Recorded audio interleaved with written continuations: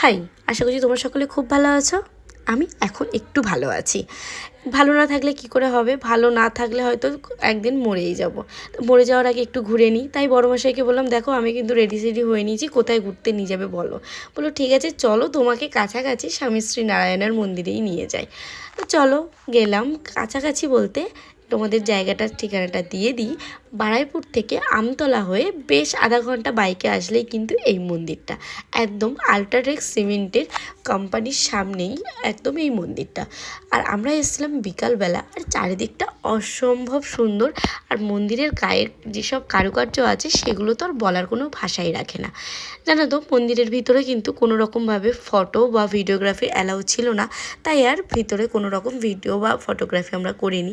বাইরে এসেই ওই যতটুকুনি করে নেওয়া।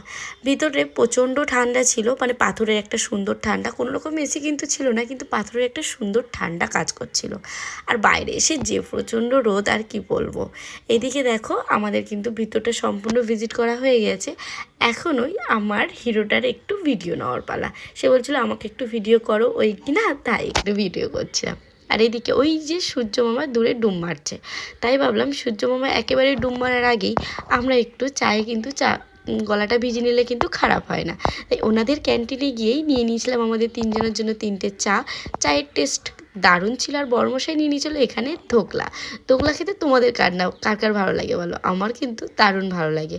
বড়মশাইয়ের কাছ থেকেই খাওয়াটা শিখেছি, আগে এসব খেতাম না। এদিকে এই বাবুর হয়েছে কি, ইনি খাবেন চা আর আমি দিয়েছি সিঙ্গারা, তাই উনি আর খেলেন না। লাস্টে আমিই একটা বাইট নিয়ে দেখছিলাম কেমন লাগে।